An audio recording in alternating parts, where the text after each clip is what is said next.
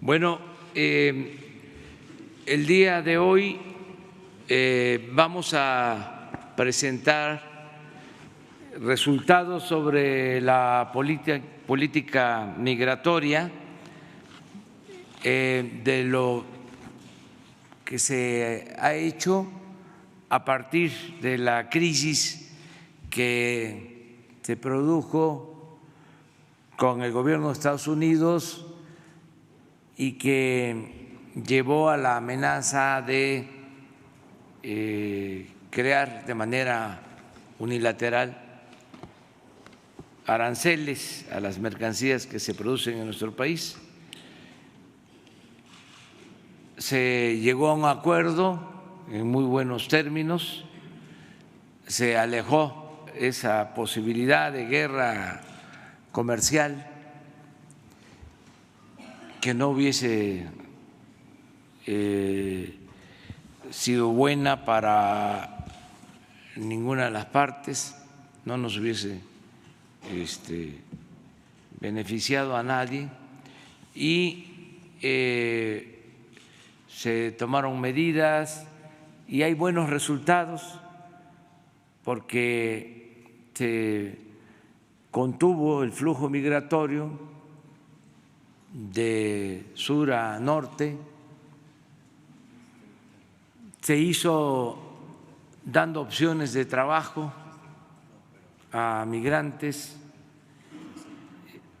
protegiendo a niños, mujeres, sin violar derechos humanos, y esto permitió alejar el conflicto también con Estados Unidos. Entonces tenemos ya el informe para que ustedes lo conozcan, y también, terminando la presentación de este informe, el secretario de Relaciones Exteriores, Marcelo Ebrard, les va a informar sobre la situación en Bolivia, lo que tiene que ver con los intentos de intimidación y de vulnerar nuestro derecho diplomático a mantener el asilo en Bolivia como en cualquier otro país del mundo. Entonces vamos a hablar también sobre este tema, el de Bolivia. Entonces empezamos con Marcelo. Están aquí los integrantes de todo el equipo que participó en este plan, que está participando en este plan de atención a migrantes. A todos les agradecemos mucho porque han actuado de manera eficaz y con la coordinación que se necesitaba, y por eso los buenos resultados. Entonces, a ver si Marcelo nos ayuda. Con su permiso, señor presidente, buenos días, felicidades a todas y a todos. Bueno, como ustedes saben, el Plan de Migración y Desarrollo se puso en marcha en el mes de junio, con fundamento en las disposiciones legales que regulan la migración en nuestro país y con las instrucciones del señor presidente de cuidar especialmente el desarrollo, es decir, y el bienestar, darles oportunidades a las y a los migrantes, tanto en México como en sus países de origen. Entonces, a partir de aquella instrucción se conformó un equipo de trabajo y una comisión intersecretarial. Aquí presentes están, desde luego, el comisionado del Instituto Nacional de Migración, que depende de la Secretaría de Gobernación, Francisco Garduño. Gracias por acompañarnos, Francisco. El general Vicente Hernández, a cargo de la operación de la Guardia Nacional en la frontera sur. Gracias, Vicente, por acompañarnos.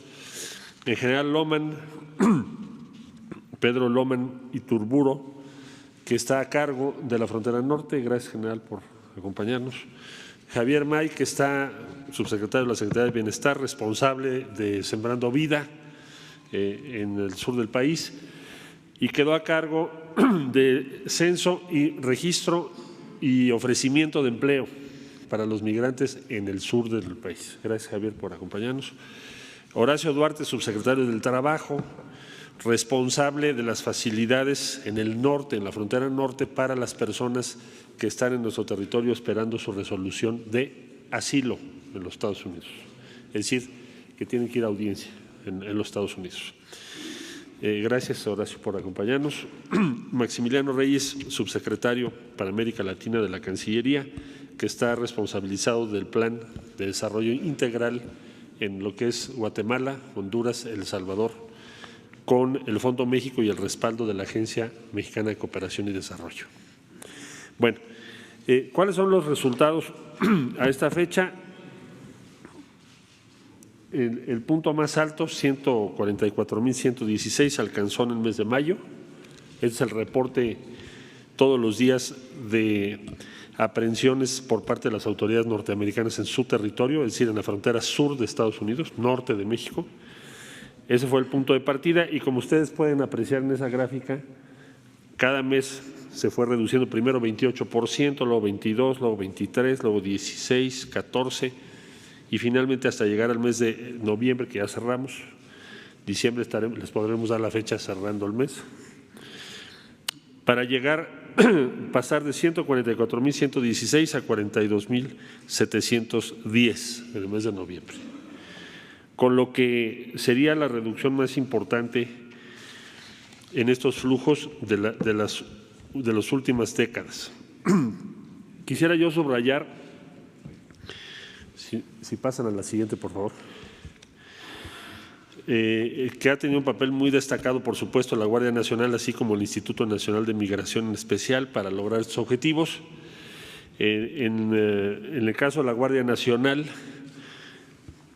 se presentan aquí las cifras. En la frontera sur de México se rescataron 59.843 personas entre mayo y el 25 de diciembre. Esto es en los estados de Chiapas, Tabasco, Veracruz, Oaxaca, Campeche y Quintana Roo. 103 presuntos traficantes de migrantes fueron puestos a disposición. Se les dice rescates a estas operaciones porque precisamente se trata de romper el predominio de estos presuntos traficantes respecto a las personas que son sujeto de lo que están haciendo, que es cobros, y los ponen incluso en peligro. Bueno, se instalaron 21 puntos en la frontera sur y 20 en la frontera norte para hacer las revisiones correspondientes, a cargo, como ya dije, en el sur del general Vicente Hernández y en el norte del general Loman.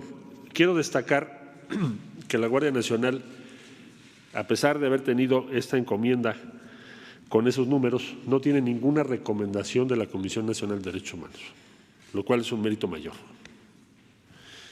Es una operación enorme, sin recomendación, insisto, de la Comisión Nacional de Derechos Humanos, cosa que en mucho reconocemos a la Guardia Nacional. La siguiente, por favor. Se han efectuado por parte de la Secretaría de Seguridad Pública, en particular del subsecretario Ricardo Mejía, 1.502 operaciones ferroviarias, sobre los ferrocarriles. Ahí se rescataron a 12,000 migrantes que también en muchos casos corre peligro su vida. La siguiente, por favor. En el caso de sistemas vehiculares o aéreos de transporte, también se hicieron las revisiones que aquí se informan. 41.649 migrantes fueron rescatados en ómnibuses o autobuses, 3.479 autobuses. Y aquí destaco el problema serio de los tractocamiones. Fueron rescatados 2.802 migrantes en 63 tractocamiones, y lo destaco porque se pone en riesgo la vida de las personas, claramente, en ese tipo de transportes. No tiene ni siquiera aire. La siguiente, por favor. Nos pidió el señor presidente de la República que se hiciera un esfuerzo muy grande para ofrecer oportunidades a las y a los migrantes, particularmente centroamericanos, con el esfuerzo de México y también de la comunidad internacional. Entonces, en el primer trimestre del 2020 se va a realizar la Conferencia Internacional de Cooperantes en favor del Plan de Desarrollo Integral que fue presentado aquí en Palacio Nacional, elaborado por la CEPAL, que ustedes recordarán. Ya ese plan a estas alturas tiene 149 proyectos específicos que incluyen Guatemala, Honduras, El Salvador y el sur de México. Estados Unidos acaba de anunciar una iniciativa que se llama América Crece y nos han dicho que también comparten el diagnóstico que se hizo por parte de la CEPAL, lo cual es un dato mayor. Con lo cual estamos esperando, como decía yo, el primer trimestre del 2020, contar con las decisiones de inversión tanto de los Estados Unidos de América como de 35 países que fueron invitados, 5 agencias de cooperación internacionales y 8 organismos internacionales, además de 17 agencias de las Naciones Unidas. Estimamos que este plan tendrá un impacto sustancial para poder lograr ese objetivo de ofrecerles alternativas en sus países de origen, que no tengan que emigrar, que no sea una migración forzada por la pobreza y por la inseguridad. Por otro lado, la siguiente, por favor. Informarles en qué vamos por parte de la Agencia Mexicana de Cooperación y Desarrollo respecto a los 3 países en cuestión. En El Salvador, a esta fecha ya tenemos 1,250 beneficiarios de Sembrando Vida. Ellos están en los departamentos de La Paz, Usulután y San Miguel. Igualmente, los primeros 275 beneficiarios de Jóvenes Construyendo el Futuro ya están recibiendo su respaldo. A partir del 20 de diciembre, hace apenas unos días, iniciamos las entregas de tarjetas y el 17 de diciembre se nos notificó que, por fortuna, la Asamblea Legislativa de El Salvador aprobó los contratos de donación firmados el 1 de octubre de 2019, por lo que se llevará a cabo la primera dispersión de recursos en el mes de enero de 2020, pues ya tenemos la autorización del órgano legislativo en El Salvador. Se han incorporado empresas salvadoreñas que participarán en Jóvenes Construyendo el Futuro y en enero se liberará la plataforma en línea para el registro de participantes. La siguiente. Por lo que hace a Honduras, se firmaron los contratos de donación el día 8 de noviembre del 19.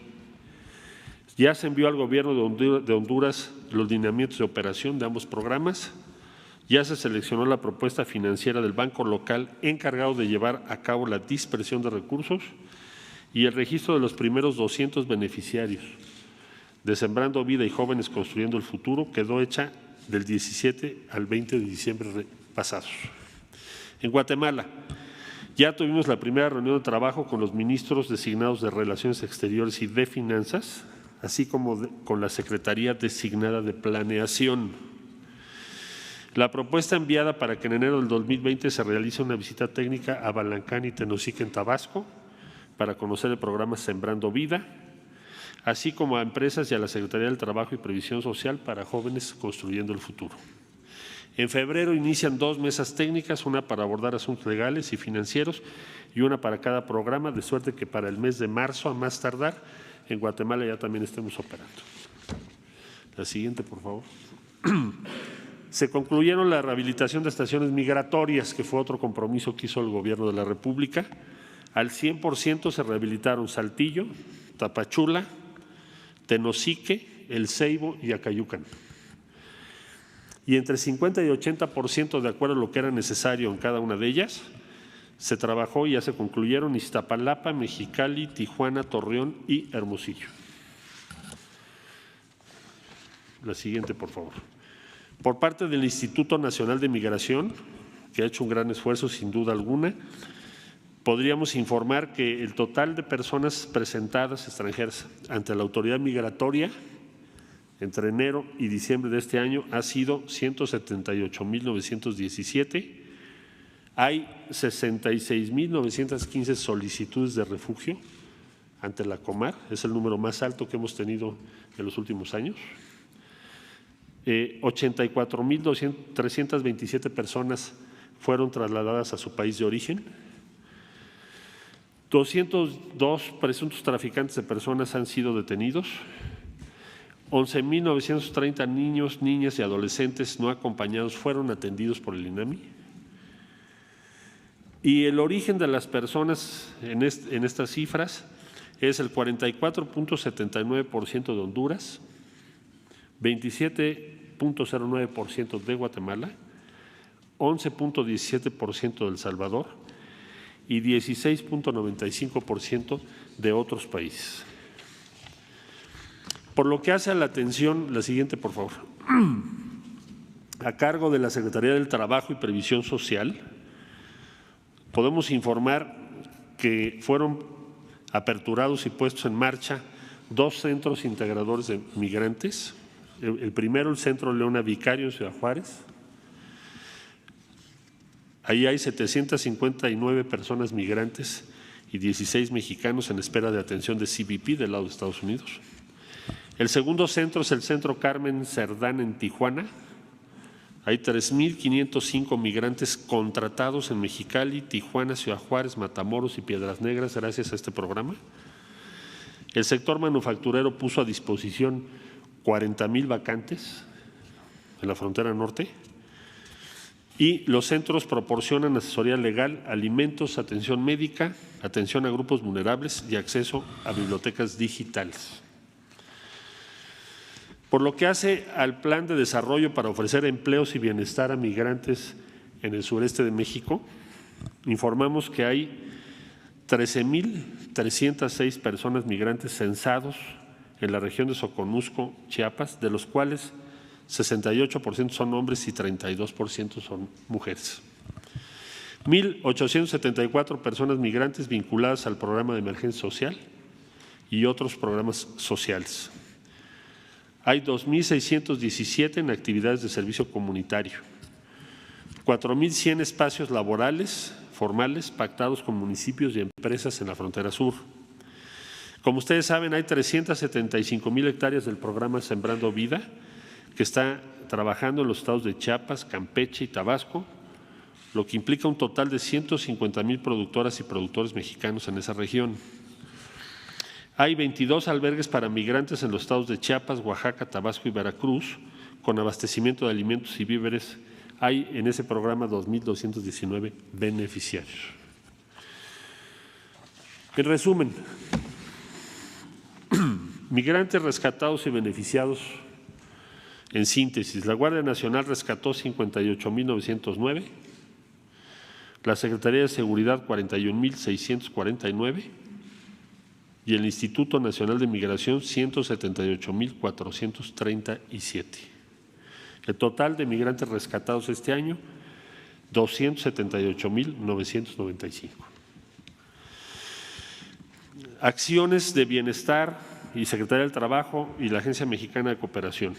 Secretaría del Bienestar tiene 6,710 beneficiarios. Secretaría del Trabajo y Previsión Social, 9,000 beneficiarios. Agencia Mexicana de Cooperación, 1,515 en El Salvador, 200 en Honduras.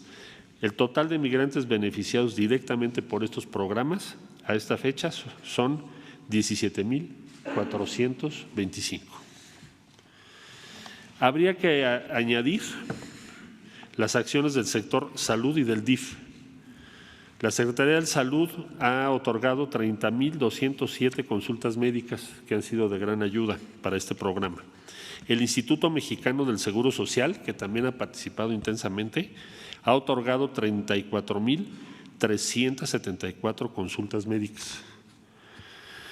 Y el Sistema Nacional de Desarrollo Integral de la Familia nos ha apoyado con 1,188 niños y niñas atendidos por equipos multidisciplinarios de la Procuraduría Federal de Protección de Niñas, Niños y Adolescentes, especialmente en Chiapas. Este sería el informe de Migración y Desarrollo 2019.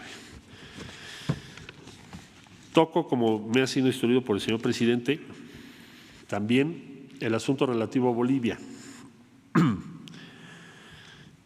Como ustedes saben, el pasado 15 de noviembre se recibieron en la Embajada de México en La Paz de ese país, Bolivia, solicitantes de asilo, honrando la tradición mexicana de otorgamiento de asilo y protección de los perseguidos políticos o por otros motivos. Eso fue el 15 de noviembre. Se les otorgó asilo y se solicitó que se les confirieran salvoconductos para abandonar el país. 15 de noviembre. ¿Por qué es importante esta fecha? Porque es hasta el día 26 de noviembre, 11 días después, que se nos comunica por el gobierno de facto de Bolivia que hay órdenes de aprehensión en contra de 4 de los asilados en la Embajada de México. De acuerdo al derecho internacional, lo que predomina, lo que prevalece, lo que se impone es el derecho de asilo, dado que la orden de aprehensión, repito, es 11 días después, ya estando en la sede diplomática de México. El día 23 de diciembre aparecieron fuera de las instalaciones de la embajada y la residencia del orden de 90 elementos no solicitados de policía y ejército. Para que ustedes se den una idea, el número habitual no rebasa los 6. De pronto aparecieron 90. El día 23 de diciembre. Se estableció contacto con las autoridades de facto de ese país para mostrarles la preocupación de México respecto a este despliegue. Asimismo, se estableció contacto con la Organización de Naciones Unidas y otras instituciones y organismos internacionales. ¿Para qué? Bueno, para que se respete la Convención de Viena de Relaciones Diplomáticas que rige el comportamiento y las obligaciones de cada país respecto a las sedes diplomáticas en cada uno de los países, así como el Pacto de Bogotá. Como no hemos recibido respuesta acorde a los principios internacionales de respeto, y no solo respeto, garantía a la integridad de las sedes diplomáticas, consideradas estas como parte del territorio nacional de los países que representan. El día de hoy México está presentando un instrumento jurídico ante la Corte Internacional, Penal Internacional, por violación a obligaciones diplomáticas. ¿Qué es lo que planteamos? Que se preserve y se respete la integridad de las instalaciones y de quienes están al interior de esas instalaciones que se consideran parte del territorio mexicano. Por eso estamos recurriendo a la Corte Penal Internacional. Además, como ya dije, de la Organización de las Naciones Unidas. Nosotros exhortamos a que sean respetadas las instalaciones, se preserve su integridad, así como de las personas que están en la embajada y en la residencia. Estamos estableciendo conexión con toda la comunidad internacional porque ni aún en los peores momentos de los golpes militares de los años 70 y 80 se puso en riesgo la integridad de las instalaciones de las embajadas de México o de sus residencias. Y es conocido principio internacional por toda la comunidad internacional el respeto al derecho de asilo y a las decisiones soberanas de cada país respecto a su aplicación, que siempre prevalece respecto a otros principios que se quieran hacer valer. Desde luego no hay ningún principio que asista a quien quiera violentar la sede diplomática de un país en otro país, y menos del país anfitrión. Por ello, como decía yo, el día de hoy presentaremos este recurso ante la Corte Penal Internacional, por lo que consideramos un incumplimiento posible, ya de hecho ya ocurrió, pero aún posible en los próximos días, incumplimiento esencial a las obligaciones a las que estamos todos, valga la redundancia, obligados todos los países del mundo respecto a sedes diplomáticas. Bueno, en eso estamos y estamos a sus órdenes para sus preguntas. Por favor. ¿Qué tal, canciller? Buenos días, Carlos Guzmán de ABA Noticias. Dos preguntas. La primera, si nos puede hablar de la situación de esta mañana que acontece en la Embajada de México ahí en Bolivia. Veíamos tweets hace un momento de que el asedio incluso se está incrementando a la embajada en cuanto a personal policial.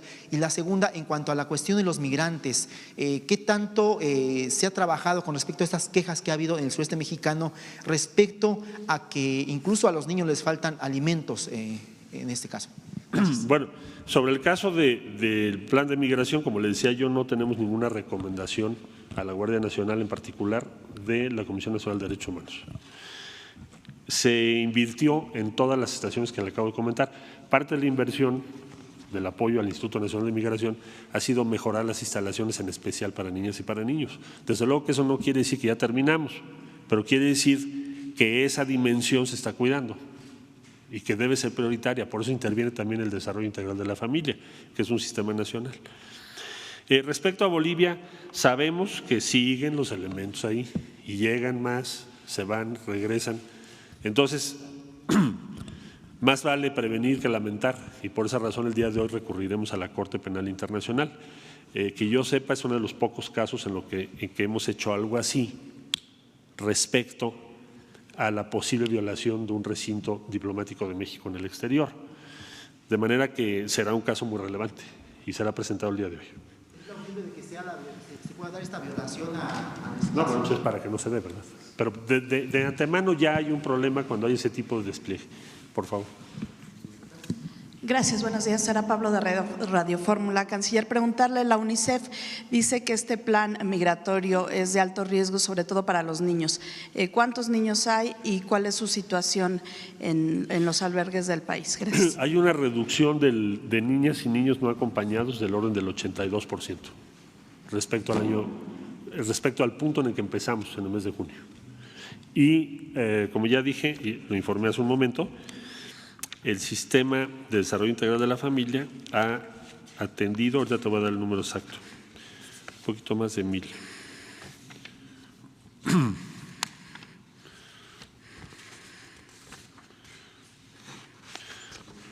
Son 1,500, creo. Ahí está. 1,188. 1,188 niñas y niños atendidos por el DIF, en lo que va de este programa. ¿Mande? ¿Un total de cuántos niños hay? Esos son los niños no acompañados que han sido atendidos por estar en esa circunstancia directamente por el DIF, o sea que no encontramos nadie responsable. Este es el que atendimos, son todos los que detectó el DIF. Por favor. Buenos días, secretario de Relaciones Exteriores. Buenos días, señor presidente. Buenos días a quienes nos acompañan. Buenos días a quienes nos ven y nos escuchan. Mi primera pregunta, secretario, quisiera sobre el tema es sobre Bolivia.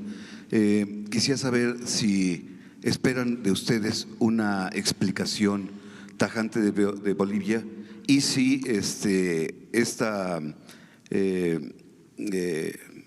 solicitud a la Corte es las acciones internacionales que se emprenderán o habrá otras acciones que se emprenderán en torno a Bolivia. Y la segunda es en torno a los migrantes, si el contener el flujo migratorio en el norte del país sin violar los derechos humanos, ¿podría decirnos el costo económico que representó para México? Gracias. Bueno, sobre el caso de Bolivia estamos en comunicación con diversas instancias. La Corte lo que tiene, como usted sabe, es un impacto de otro carácter, ya de carácter imperativo, no es una opinión. La Corte va a iniciar un proceso y este procedimiento que se está promoviendo por México tiene como objetivo evitar que se vayan a tomar decisiones en los próximos días contrarias al derecho internacional y a la soberanía de nuestro país. Ese es el propósito, el objetivo. ¿Qué argumento se da para ese despliegue? Ninguno, más que las declaraciones que usted ha podido escuchar de carácter político que parecieran tender o tener como propósito cuestionar el derecho de asilo. Entonces, vuelvo a repetir, las personas piden asilo en la Embajada de México el 15 de noviembre. Se les gira orden de aprehensión a 4 de 9, porque no todas tienen orden de aprehensión, y se nos notifica 11 días después. obviamente porque estaban ahí, entre otras razones, o es lo que presumimos. Y entonces se nos notifica 11 días después. Entonces, claramente lo que está de por medio aquí, además de que es muy grave, muy importante, la integridad de una representación de México, que es parte de nuestro territorio. Además, hay otro tema que le importa a toda la comunidad internacional en la misma medida, que es que se ponga en tela de juicio de manera arbitraria el derecho de asilo. Va en contra de todas las convenciones internacionales, que por cierto, Bolivia ha suscrito. Entonces, por eso estamos recurriendo a la Corte Penal Internacional. Ese es el objetivo. Del costo, mire, todos los recursos que aquí se refieren, todos ya estaban previstos. Es decir, la Guardia Nacional no ha pedido más recursos para atender este programa. La Agencia Mexicana de Cooperación y Desarrollo ya tenía el Fondo México autorizado en el presupuesto de egresos. El Instituto Nacional de Migración ya tenía sus recursos. El único recurso adicional que se va a necesitar va a ser en 2020 para apoyar a la Comar, que es quien maneja los trámites, las solicitudes de refugio, por una razón, porque pasó de atender menos de 10,000 y ahora va a tener que atender casi 70,000. Y es parte de la política mexicana de garantizar el refugio. Si alguien solicita refugio, lo tenemos que atender. Por eso queda descartado que Estados Unidos pueda utilizar el elemento de migrantes para sancionarlos arancelariamente. Bueno, pues no tendría argumento con las cifras que hay aquí. Bueno, para allá atrás, por favor. Gracias, canciller. Buenos días, presidente. Estefanía Ochoa, de ADN 40. Saber cuántos recursos serán dispersados a Centroamérica el próximo año y en lo que respecta a Bolivia, ¿cabría la posibilidad de retirar al cuerpo diplomático en caso de que no cedan ante estos hostigamientos? Gracias. Bueno, retirar, ¿me dijiste retirar? Sí, al cuerpo diplomático. Bueno, nosotros no retiraríamos nuestra representación en Bolivia, entre otras razones. Hay muchas, pero hay una comunidad de 10,000 mexicanas y mexicanos. Entonces, lo más sencillo sería decir, bueno, pues cerramos la embajada, cerramos el consulado, pero lo que me ha pedido el presidente es que tengamos mucho cuidado porque hay 10,000 personas mexicanas y mexicanos que viven allá y que, por cierto, ocupan una buena parte del trabajo de la embajada y el consulado. Entonces, lo haríamos como un último recurso, espero que no lleguemos hasta allá, porque tendría ese gran inconveniente. El monto de los recursos que me pregunta usted, lo autorizado es hasta, y el año que entra se ejercerá así, son 99, el equivalente a 99 millones de dólares. Eso ya está autorizado en el presupuesto. Vengo acá con usted. Buenos días, señor canciller. Eduardo Esquivel Ancona, Análisis Económico, Grupo SDP. Quisiera preguntarle si esta crisis que está teniendo entre Bolivia y México no está afectando los flujos comerciales entre las dos naciones. Importamos estaño, unos granos especiales que no tienen gluten, y hay empresas que mandan mucha mercancía a Bolivia, y este sería una de mis preguntas. Y después, si me puede hacer favor de contestar otra. Si me la dices una vez para… Sí, la otra pregunta es, ¿qué tipo de proyectos de inversión son los que se están proponiendo para, aparte de Sembrando Vidas, para que la gente se quede en sus lugares de origen? Y una última, porque no están mandando nada a la OEA para un extrañamiento por la actitud de Bolivia. Esas serían las preguntas. Con mucho gusto. A la OEA ya le mandamos, ya le hicimos saber la preocupación sobre este tema. Todavía no hay un pronunciamiento, esperamos que lo haya en las próximas horas, pero ya están enterados. Segundo, respecto a qué tipo de inversión está previendo en los tres países, con mucho gusto yo le facilito a usted un ejemplar del programa del Plan de Desarrollo Integral, porque tiene 149 proyectos que involucran desde infraestructura de todo tipo hasta inversión social. como es por ejemplo el programa Sembrando Vida o Jóvenes Construyendo el Futuro. Esto es con la participación de toda la comunidad internacional, no es un plan de México, no se elaboró por una dependencia de México. Este es un plan que se elaboró por la CEPAL, es decir, por el instrumento de los pueblos de América Latina en la Organización de Naciones Unidas. Ellos elaboraron el plan y lo presentaron con esos 149 proyectos, pero con mucho gusto se lo facilitamos y a quien lo necesite también. Ahora, respecto a Bolivia, la otra pregunta, no esperamos un impacto, salvo que se agrave la situación y llegasen a tomar una decisión contraria a la soberanía nacional, porque ahí sí tenemos que reaccionar. El costo mayor es un atropello a la soberanía de México, eso no lo vamos a permitir jamás, nunca, a ningún país. Muchas gracias. Allá, por favor. Buenos días, canciller. Lidia Arista, de Grupo Expansión. Quisiera preguntarle, ¿cuántos funcionarios del gobierno de Evo Morales están en la Embajada de México en calidad de asilo, por favor? ¿Y qué medidas inmediatas tomará el gobierno mexicano si el acoso sigue aumentando hacia el personal diplomático, por favor? Tenemos 9 personas que solicitaron asilo, de los cuales también solicitamos los 9 salvoconductos. Ya han salido otros, pero en este momento, me estoy refiriendo en este momento, de esos hay 9. Y que tengan orden de aprehensión según las autoridades de facto de Bolivia, 4. Los otros 5 no tienen ninguna, pero tampoco les dan salvoconducto, tampoco, porque si se dijese a los que no tienen orden de aprehensión ya les dieron salvoconducto, pues solo tendríamos 4, habrían salido ya 5, pero no los dejan salir tampoco. Y, perdón, sobre las medidas inmediatas que tomaría. Corte Penal Internacional. Secretario, buenos días. Alberto Betancourt, de Radio UNAM. Buenos días. Gracias. Quisiera yo preguntarle una cuestión que me tiene muy preocupado, sí, y creo que mi preocupación la comparten muchos mexicanos. Sí, señor.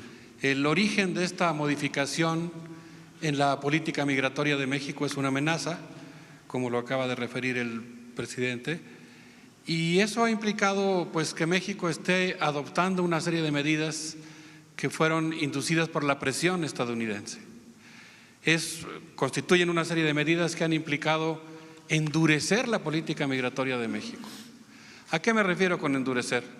Al hecho de que, por ejemplo, la Guardia Nacional ha estado realizando investigaciones y patrullajes en lugares cercanos a casas de protección de migrantes. Hubo un caso. Hubo 2, ¿no? En Sonora y en Coahuila. Ha habido también casos en los que hay pues una intensificación de los patrullajes en la frontera norte. Se están requiriendo los documentos de los migrantes.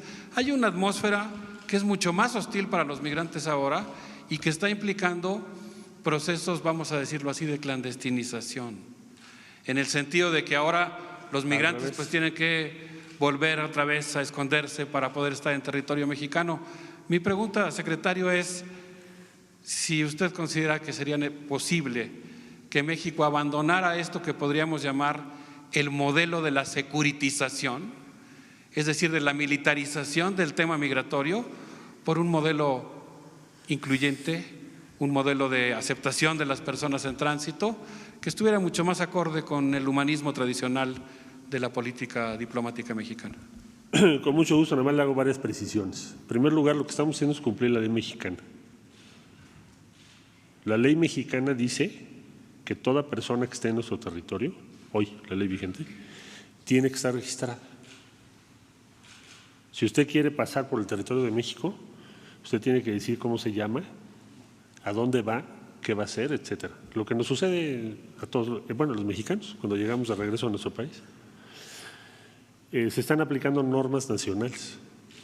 Por supuesto que es potestad del legislativo cambiarlas, pero hoy por hoy lo que se está aplicando es esa ley. Segundo lugar, yo le diría lo siguiente. Las personas que han pedido refugio, por ejemplo, decía yo que ha crecido 10 veces, pues no se les ha negado el refugio. Lo que se les pide es veracidad, que digan la verdad a la autoridad. Y entonces se les concede el refugio. Y pues probablemente vamos a llegar a más de 60,000, es el número más alto en los últimos años. Si fuese cierto lo que usted dice, no habría refugios en México. No habría refugios, no se otorgarían los refugios. Si la política humanitaria mexicana, ahí está, quien pide refugio porque tiene motivos, por inseguridad, por otras razones, se le ha abierto la puerta. La oferta que se les ha hecho en México no la hace ningún país del mundo, que es persona migrante en México tiene, ¿qué hacemos? Pues primero se le ofrece empleo. Horacio Duarte se la pasa en el norte del país hablando con migrantes para decirles, oigan, hay 40,000 vacantes. ¿Sabes cuántos han tomado esos puestos? El número que di no llega al 10%, pero el esfuerzo mexicano ahí está. Dice, oye, yo te ofrezco, te doy la mano. No hemos securitizado, al contrario, hemos introducido el criterio de desarrollo. Hoy en día, el plan de desarrollo que México propuso, desde su nombre, es parte de la agenda internacional, tan es así que hasta Washington ya anunció un programa, un plan que se llama América Crece, no sé si lo viste, ahora recién el 17 de diciembre. Es un logro de México. No estaba en el tema. Invertir en Centroamérica, pues, a nadie le importaba cuando empezamos a hablar de esto. Si en el primer trimestre, como se espera, logramos que haya una inversión tanto de Estados Unidos de América como de 35 países, cada cual de acuerdo a sus posibilidades, pues es un gran avance de México, que es, vamos a ofrecerles oportunidades ahí donde trabajan. Ahora, ¿cuál es el modelo alterno? ¿Que violemos la ley de México? Pues no se creó la Guardia Nacional para hacerlo valer. ¿No protestamos todos cumplir y hacer cumplir la Constitución y sus leyes que de ella emanan? Y ahí dice claramente en nuestra ley, persona que llega a México tiene que registrarse ante la autoridad y decirte a qué viene. Ahora, ¿qué nos piden? Déjennos pasar a Estados Unidos, pues sí, pero atraviesan todo el territorio de México. O sea, lo que tú infieres sería cambiar radicalmente la ley vigente, pero eso no le corresponde al Ejecutivo, sería el Legislativo. Entonces, la política mexicana es desarrollo, es un hecho. Ahí tienes a toda la comunidad internacional. Opciones de empleo, de trabajo, pues hemos hecho un esfuerzo enorme. Yo diría que México es de los países más generosos. Y esa política se va a mantener así y está dando resultados. ¿Cómo te explicas, cierro, que tengas una reducción de 144,000 a 42,000 y no tienes una sola recomendación de derechos humanos a la Guardia Nacional? Pues porque se están respetando los derechos. Bueno, pero hay una profusa cantidad de observaciones que están haciendo diversas organizaciones. Recomendaciones. En relación a ese tema, aunque no sea la Comisión de Derechos Humanos. Pero entonces, ¿cómo lo evalúas? Digamos, lo que yo pues estoy planteando, y sí me preocupa que usted diga que sí es cierto lo que digo, es que lo que sí es cierto es que hay un endurecimiento de la política migratoria. No endurecimiento, no. Hay el cumplimiento de la norma. Endurecer sería no ofrecerles trabajo, endurecer sería estarlos persiguiendo o procesando judicialmente. Endurecer sería que tuviéramos un cuestionamiento a la Guardia Nacional por estuviese violando derechos humanos. Eso no está ocurriendo, compañero. Entonces, a lo mejor no estás de acuerdo con la política que estás siguiendo, pero yo lo que te estoy dando son los elementos objetivos de dónde estamos. Y no es un mérito menor para México, para la política que México ha seguido, que la discusión en el primer trimestre del 2020 sea el desarrollo de esos países para que tengan oportunidades. Eso no estaba en la agenda, compañero. No estaba. Este año no estaba y va a estar. Entonces yo creo que vamos bien a juzgar por esos hechos objetivos. Por favor. Buenos días, secretario, presidente. Betvirey Nieto, de Eje Central. ¿Cuántos y cuáles países se han pronunciado en apoyo al hostigamiento del gobierno de Bolivia a la embajada mexicana en aquel país? La siguiente pregunta sería, ¿cuáles son las medidas que podría tomar el gobierno mexicano por los 10,000 compatriotas que están en Bolivia? Y ya la última. Hay un diagnóstico sobre la migración de africanos y haitianos. Yo sé que estamos hablando sobre temas de Centroamérica, pero no sé si haya también un diagnóstico sobre este tipo de estos migrantes. Gracias. A ver, tienes 29 países que se han comunicado con la embajadora de México en La Paz o con nosotros manifestando su preocupación y su solidaridad. El día de hoy esperamos que haya más pronunciamientos. Es decir, lo que vemos es que la comunidad internacional va a tender en general a estar favorable a la postura de México. ¿Por qué razón? Pues porque lo que estamos defendiendo es la integridad de las sedes diplomáticas. ¿Quién en su sano juicio va a apoyar que se violente una sede diplomática? Pues casi ningún país. Entonces, no me sorprende que la mayoría de los países, entre el día 23, por cierto, la Navidad, bueno, pues muchos países no están funcionando sus sedes plenamente, pero seguramente el día de hoy tendremos más países que sí lo harán. Entonces, vamos a la Corte Penal Internacional precisamente para darle una dimensión jurídica al asunto, ya no solamente política, que es la protección a la integridad de la sede diplomática de México. Entonces, me parece que sí hemos recibido hasta ahora un buen respaldo de la comunidad internacional. ¿Son países que pertenecen a la OEA? ¿A qué? Bueno, por ejemplo, la Unión Europea. Todos los países de la Unión Europea nos han hablado. ¿Y de Latinoamérica? Casi todos, a estas horas. La pregunta que le había hecho sobre cuáles son las medidas que tomaría el gobierno mexicano por los 10,000 compatriotas en caso de que hubiera una situación todavía más adversa a la que estamos viendo ahorita. Tenemos ya un plan de emergencia en curso, pero no voy a dar a conocer los detalles precisamente porque tal vez no sea lo más prudente, habida cuenta del comportamiento que hemos observado de las autoridades de facto que hay ahorita en Bolivia. Pero tenga usted por sentado que tenemos tomadas todas las previsiones para de ninguna manera dejar de cuidar a nuestros 10,000 ciudadanos mexicanos que radican en Bolivia. Esa es nuestra preocupación. Y sobre los haitianos y africanos, que tal vez tiene algún programa en México sobre este tipo de o estos migrantes. Bueno, son muy distintos en número, en fin, el número de los africanos es muy pequeño, aunque es muy visible. Por ejemplo, Camerún, Congo, en fin, y ahí implica un gasto muy grande porque tienen que volar, tienen que atravesar hasta América, normalmente llegan a Brasil o a Panamá principalmente y luego tratan de cruzar hacia los Estados Unidos. Les hemos dicho que legalmente nosotros no podemos dar salvoconductos, ese concepto no existe. La visa humanitaria es una situación de emergencia que da el Instituto Nacional de Migración, pero está establecido en la ley y hay lineamientos de a quién se lo puedes dar, no es a quien tú quieras, tiene que haber ciertas normas. Entonces, Camerún, por ejemplo, quería que le diéramos salvoconductos a Estados Unidos a todos, como una excepción a la ley. Entonces, en primer lugar, eso no lo puede hacer el INAMI, porque es violar la ley. Y segundo, no sería prudente, porque ¿por qué a Camerún sí? Entonces, ¿qué hacemos? ¿Un país con salvoconducto para todo el mundo? Entonces, se les dijo, se les ofrece refugio, algunos lo han tomado y a ellos sí se les ha dado refugio. En el caso de Haití es distinto. Y en el caso de Haití, pues estamos trabajando muy cerca con el embajador en México. En muchos casos hemos logrado la repatriación. Te voy a decir por qué. Porque los engañan. Dicen, págame $3,000 y te paso a Estados Unidos y te doy asilo. Es decir, te doy permiso de trabajo en Estados Unidos. Y es falso. Y cuando se los hemos podido informar, sobre todo el INAMI, decirles, oigan, pero ¿por qué se arriesgan a todo esto? Van a llegar a aquel lado y luego los van a regresar si es que tienen suerte de llegar al otro lado. No es cierto que les van a dar ese permiso de trabajo, no es cierto que van a poder quedarse. Esa no es una política que fije México, es la política de Estados Unidos. Entonces, muchos se han dado cuenta de ello y han regresado a su país, muchos, porque el engaño es tremendo. Y sobre eso tiene un informe en México, tiene estos datos que usted… ¿Y el INAMI se los puede dar? Aquí está el comisionado, ahorita se los da, con mucho gusto. Gracias. Allá atrás, por favor. Buenos días, canciller. Krishna Corona, Canal 14, SPR.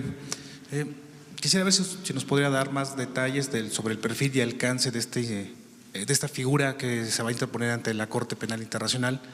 Lo pregunto porque la Corte es un tribunal para juzgar a personas por acusados de cometer crímenes de lesa humanidad. Entonces, no alcanzo a entender contra quién va dirigido. No necesariamente, también es cuando hay incumplimiento de obligaciones internacionales, es lo que vamos a presentar el día de hoy. Y va dirigido respecto a las autoridades de facto de Bolivia y las acciones que están tomando. ¿Qué esperaría el gobierno mexicano como respuesta de la Corte? Pues iniciar el proceso. Gracias. De nada. Usted, por favor. Buenos días, canciller, presidente, buenos días. Hans Salazar, ZMG Noticias. Preguntarle, canciller, respecto a los niños, que ya se ha mencionado que son 1,188 atendidos por lo menos por el Sistema Nacional del DIF. A estos menores, No acompañados. No acompañados, perdón, sí, precisando, no acompañados. ¿Se les va a brindar o están en proceso de brindarles la patria potestad por parte de nuestro país? ¿Tendrán el número de cuántos también hijos de migrantes han nacido en México ya a partir de, por lo menos de este periodo? Y bueno, de último, otra pregunta. ¿Ya tendrá perfil para sustituir para presentar al nuevo embajador en Argentina? Bueno, pues eso será ya en el mes de enero, es una decisión del señor presidente y se presenta al Senado de la República, por lo que hace Argentina. Por lo que hace a los datos de infancia, pues yo le pediría al subsecretario Maximiliano que recabes la información para que se la des los datos que está pidiendo y con el comisionado para saber cuántos han nacido en instalaciones. ¿Te refieres en instalaciones del Instituto Nacional de Migración o bien del Gobierno de México? Muy bien. No lo tengan la cifra, pero ahorita te la consigo. Sí, por favor. Buenos días, Alberto Rodríguez de SDP Noticias. Hace rato dijo que hubo este año 66,000 solicitudes de refugio y unos 2,000 fueron reconocidos como refugiados. Quiero preguntar, ¿qué es lo que sucede con estas personas que no fueron reconocidas como refugiados, que son más de 60,000? ¿Qué pasa? ¿Se les expulsa del país? No, la mayor parte de las solicitudes estimamos que van a ser favorables, la mayor parte. No te puedo dar la cifra total porque la comisión tiene que determinarlo. Ah, ok, o sea, simplemente hay un retraso. No quiere decir que solo 2,000 de 66,000. Estimamos que va a ser la mayoría, los que la reciban. Entiendo. Y una segunda pregunta. México no piensa retirar a su personal diplomático de Bolivia, pero sí está pensando como una medida de presión expulsar al personal diplomático de Bolivia en México. No estamos en ese tenor en este momento.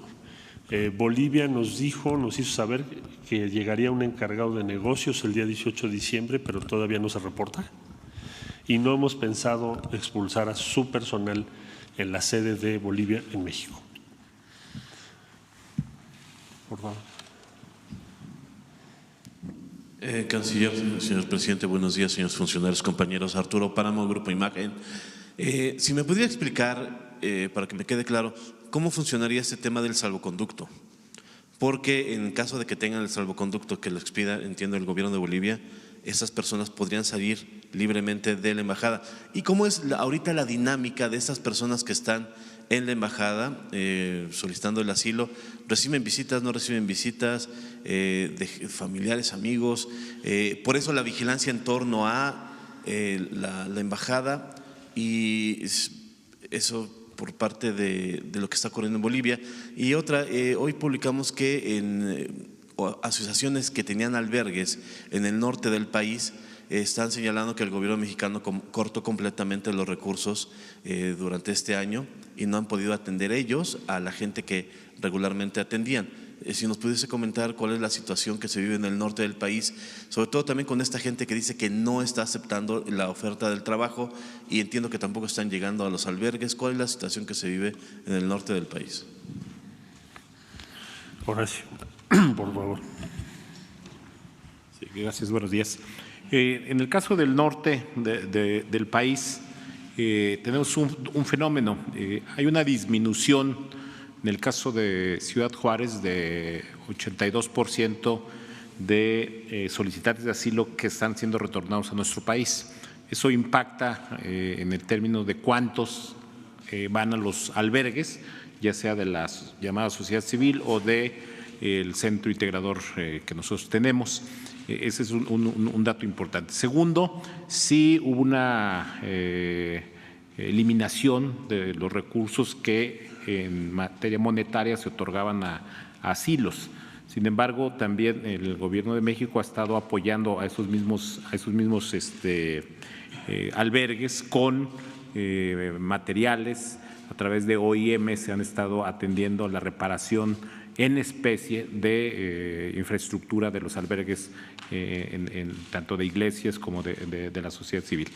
No hay un abandono, lo que hay es una estrategia de que el centro integrador se convierta en el eje de la política de atención a migrantes cuando el gobierno tenía abandonado ese tema. En ese sentido es como lo estamos tomando. Sí hay resistencia para el tema laboral.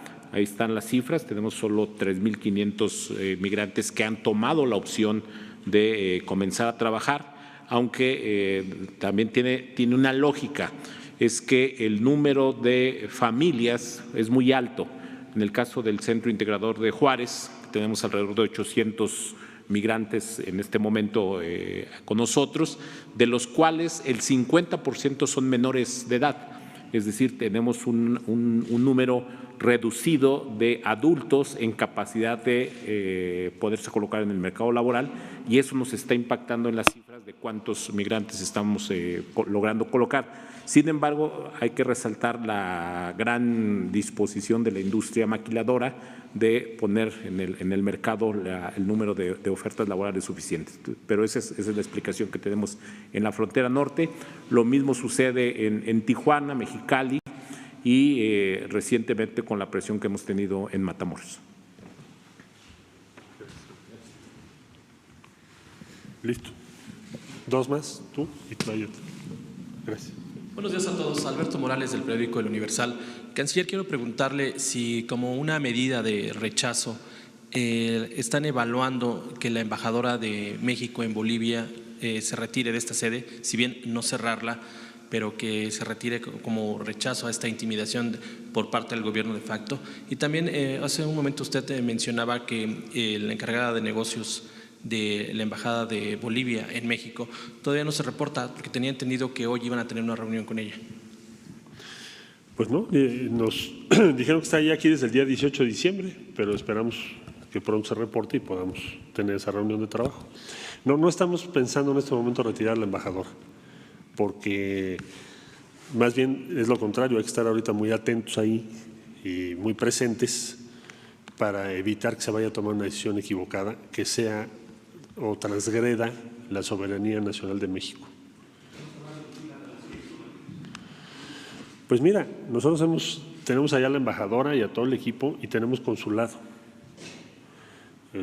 Y no estamos pensando replegar al personal, no tenemos por qué. Es decir, simplemente tenemos 10,000 mexicanas y mexicanos que tenemos que atender. Y en la sede de la embajada tengo 9 personas que solicitaron asilo de acuerdo al derecho internacional. Entonces nosotros no vamos a retirar a nuestro personal, ni lo tenemos previsto así. Estamos recurriendo a las instancias internacionales y a la comunidad internacional porque se pone con este tipo de asedio, de pasar de 4 vigilantes y de pronto tienes 60 o 90, lo que se pone en riesgo son 2 cuestiones esenciales. La integridad de las sedes diplomáticas, de todos, hoy es México, pero mañana puede ser cualquier otro, y por lo tanto la Convención de Viena, el Pacto de Bogotá y todo el derecho internacional, casi te dirías de Westfalia para acá, ese es uno de los elementos definitivos del derecho internacional. Y lo otro es el asilo. A ver, si solicitan asilo el 15 de noviembre, solicitamos los salvoconductos para que salieran del país y no nos han sido otorgados por la autoridad. Y no solo eso, el 25 de noviembre, 26 para ser exactos, emiten orden de aprehensión y nos la notifican de personas que ya tienen asilo concedido por México y solicitud de salvoconducto para abandonar el país. Entonces son 2 principios de derecho internacional esenciales. Convención de Viena, Pacto de Bogotá, respecto a la representación de los países y la inmunidad diplomática. Y el derecho de asilo, consagrado en todo el derecho internacional. Entonces, lo que estamos, por eso, pidiéndole a la Corte Penal Internacional su intermediación y su participación, y tratamos de que el día de hoy se abra el proceso correspondiente. Sabemos que están tomando fotografías, nos decía la embajadora que hay drones, en fin. Sí, estabas tú ahí, por favor. Buenos días, canciller. Gaspar Vela, de La Octava. Preguntarle, el sábado pasado se puso en marcha el operativo Frozen en la frontera entre México y Estados Unidos. Sí. Preguntarle de qué forma inició este dispositivo y si hay algún saldo en los primeros días de este operativo. Llevamos un seguimiento todos los días del número de armas por vía de la Secretaría de Seguridad Pública, que es quien integra esta información. del número de armas que se aseguran en México vinculadas a delitos graves, en primerísimo lugar homicidios.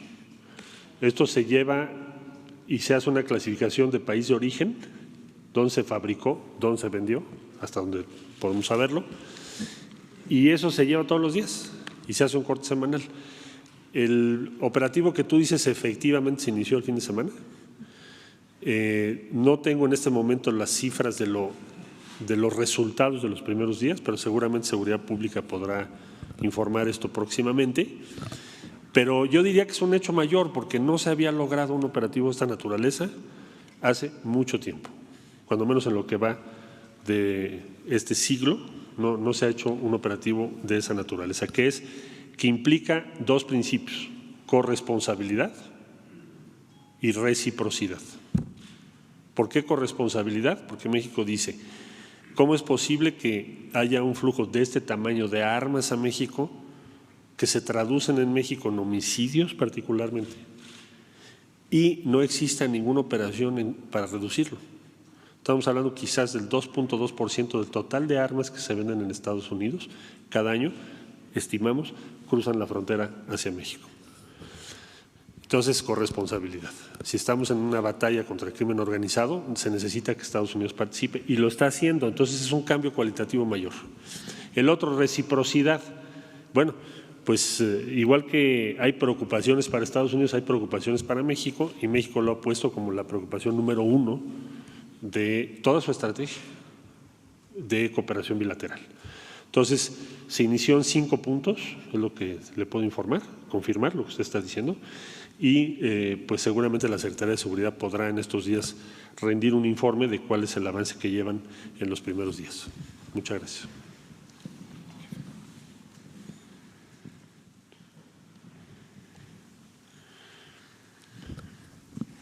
Canciller, buenos días, presidente. Noemí Gutiérrez, de Reporte Índigo. Ayer la canciller de Bolivia, Karen Longaric, dijo que desde el gobierno del presidente López Obrador se busca desestabilizar a Bolivia. ¿Tendrían algún comentario al respecto? ¿Me repites la última parte? Que la canciller de Bolivia dijo que desde el gobierno del presidente López Obrador se busca desestabilizar a Bolivia. Nada más apartado de la realidad. Nosotros no tenemos ningún interés más que se respeten y se haga valer el derecho internacional.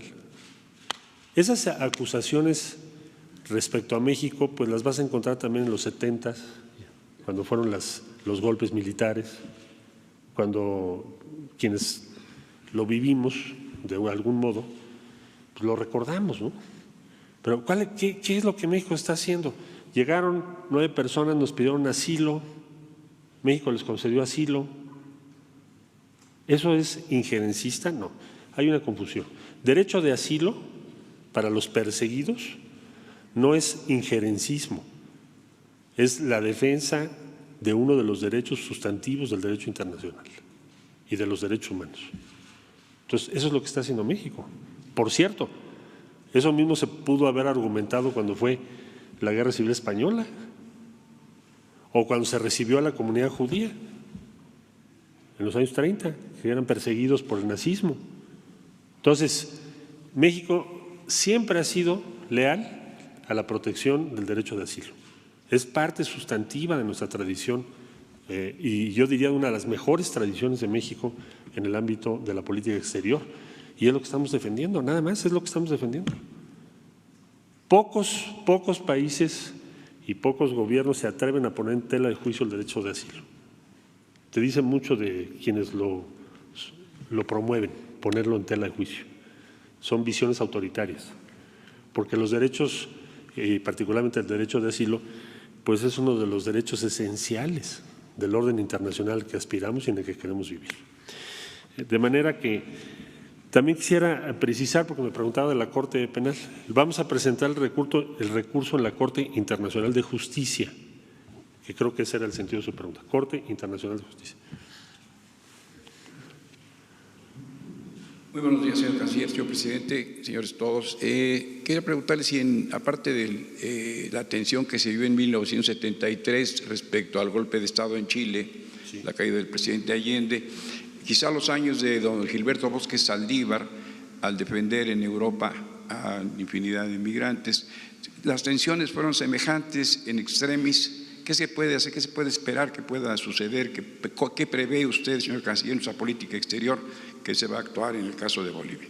Gracias. Sí, con mucho gusto. Bueno, lo que estamos ahora en una circunstancia, diría yo, mucho más favorable que en aquellos años, porque el consenso de la comunidad internacional es en favor de la posición que México está sosteniendo en este momento. Es decir, a diferencia de aquellos años donde muchos guardaron silencio o apoyaron las acciones de quienes dieron el golpe en Chile, hoy en día la mayor parte de la comunidad internacional está en favor del derecho de asilo y desde luego, sin lugar a dudas, en favor del respeto a los recintos diplomáticos en cada país.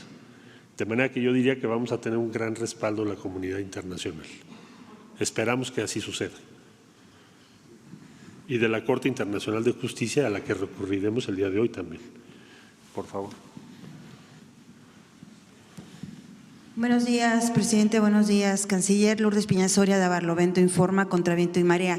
La pregunta es, ¿va a continuar buscando la embajadora tener conversaciones con la secretaria de Relaciones Exteriores, con la canciller boliviana, y se espera tener algún resultado a corto plazo? A corto plazo, a partir de hoy, bueno, desde luego que la Corte Internacional de Justicia abra el proceso correspondiente, esperamos que pueda ser así, dada la emergencia a la que estamos enfrentando, y que la comunidad internacional se vaya pronunciando a partir del día de hoy, es lo que vamos a buscar. Es decir, en pocas palabras, también estaremos hablando con la contraparte del gobierno de facto, y nuestra confianza está puesta en la política, en la diplomacia y en las normas que nos hemos dado todos los países para respetarnos unos a otros. Eso es lo que vamos a hacer. Internacional de Justicia. La penal es diferente, por eso era importante la precisión. La Corte Internacional de Justicia es ante la que presentaremos el procedimiento. La Corte Penal tiene otras atribuciones, por eso me lo preguntó usted, y lo estoy aclarando para que no haya confusión. La Corte Internacional de Justicia. Corte Internacional de Justicia vamos a presentar el día de hoy. Última. Perdón. Buenos días al presidente, canciller. Nosotros, soy Marco Antonio Martínez de la Silla Rota, entrevistamos a la canciller y acusaba directamente, y esta también es una pregunta para el presidente, de que quieren desestabilizar al gobierno boliviano y responsabilizaba al presidente López Obrador. Entonces, si nos pueden hablar de este tema. Dice que es pues para incidir en las elecciones bolivianas, y dijo que es un caso de injerencia y de desestabilización. Y a preguntarle a usted también, cuando lo llama de facto al gobierno boliviano, ¿esto significa que no lo reconocen, o por qué llamarlo así al gobierno boliviano, de facto? Por favor. Porque así es, no es de jure, no fue electo.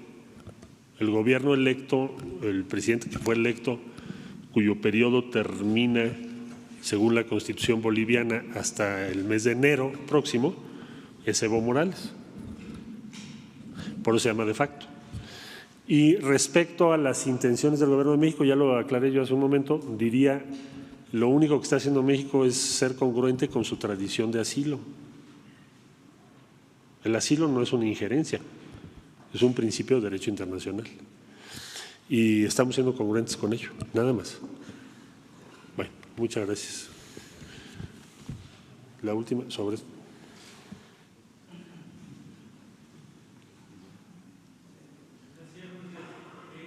Gracias. Buenos días, Néstor Jiménez de La Jornada.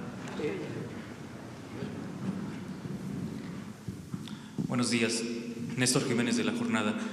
¿Han tenido información que apunte hacia una posible intervención, injerencia o participación, ya sea del gobierno de Estados Unidos o de legisladores de ese país en este tema de Bolivia, alguna comunicación de ellos directamente con el gobierno de facto, como lo ha señalado, de Bolivia, para hacer este tipo de presión a México? Eso por un lado, y también preguntarle, se infiere por las acciones que ha comentado, pero quisiera ver si nos puede dejar con un poco más de claridad, que tajantemente el gobierno mexicano pues no va a entregar a las autoridades de Bolivia a las 9 personas que se encuentran con esta solicitud de refugio, de asilo en la Embajada Mexicana? ¿Sería esta la posición tajantemente? ¿El gobierno mexicano no entregará a estas personas?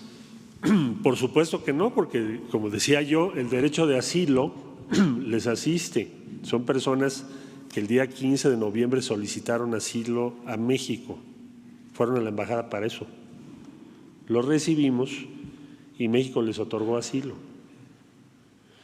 El 26 de noviembre, 11 días después, las autoridades de facto de Bolivia informaron a la representación mexicana que había órdenes de aprehensión contra 4 de los 9 en cuestión que están ahí en la embajada.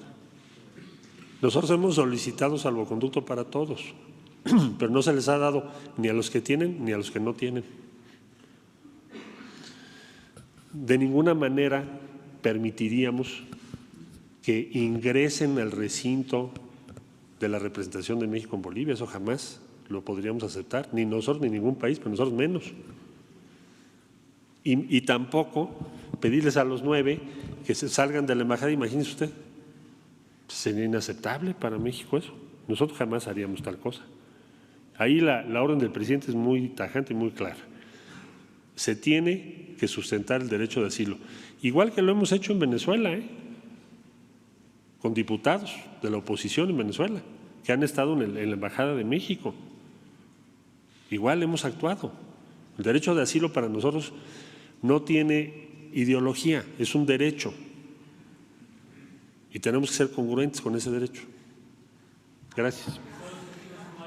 No tenemos ninguna comunicación. Yo no creo que Estados Unidos estuviera de acuerdo con que se trate de violentar un recinto diplomático de México, eso lo dudo mucho. Para empezar, porque no les convendría a ellos mismos ni a ningún otro país. Entonces, dudo mucho que Estados Unidos estuviera de acuerdo con algo así, pero no me he comunicado con ellos. Gracias.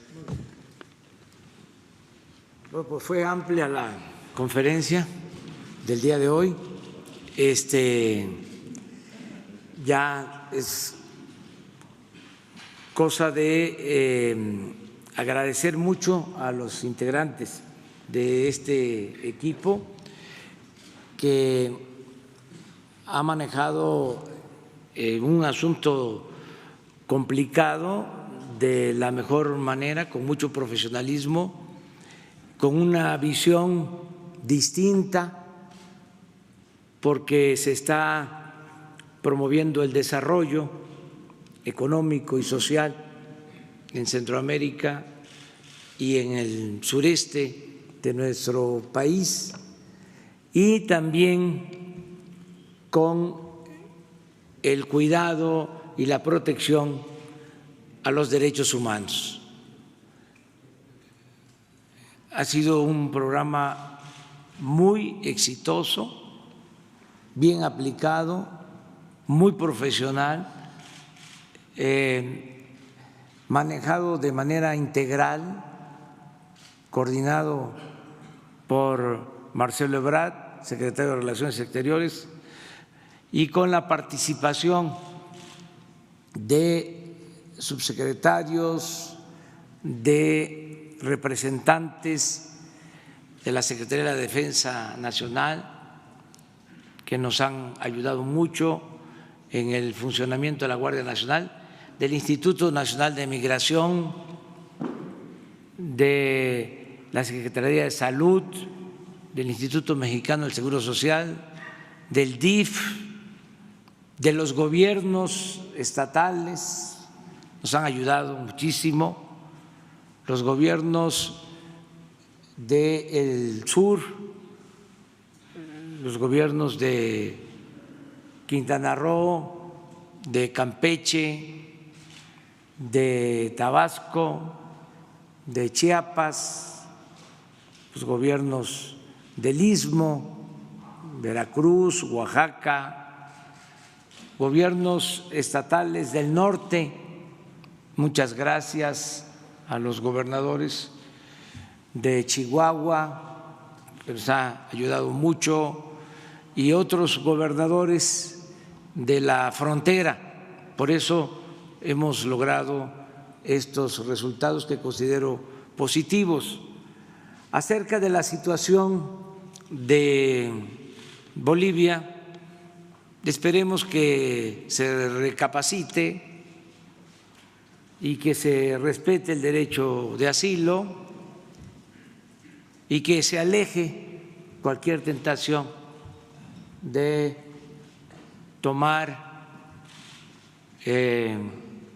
o vulnerar nuestra soberanía al querer penetrar en nuestra embajada, en la Embajada de México en Bolivia. Eso no lo hizo ni Pinochet. Yo espero que prevalezca la sensatez, que prevalezca por encima de todo la política. También adelantar, porque ya estamos finalizando el año, adelantar que estamos concluyendo este 2019 con muy buenos resultados, independientemente de lo macroeconómico, que eso pues a veces se queda en lo abstracto. En lo general, lo importante es esto. Esto es lo que tiene que ver con los bolsillos, con la bolsa del mercado, con lo que puede llegar a la mesa de los mexicanos. Es una inflación controlada, acompañada de la luz al inicio de año, como era costumbre, que entraba el nuevo año y la cuesta de enero. Buena noticia. Todo esto se ha logrado, se ha gastado más todo este año. Estamos un poquito abajo de lo que era la deuda pública con relación al Producto Interno Bruto el año pasado. Es decir, 0 aumento en la deuda pública. Son buenas noticias para que estemos tranquilos el fin de año y que disfrutemos los días que vamos a tener de descanso y de convivencia con la familia.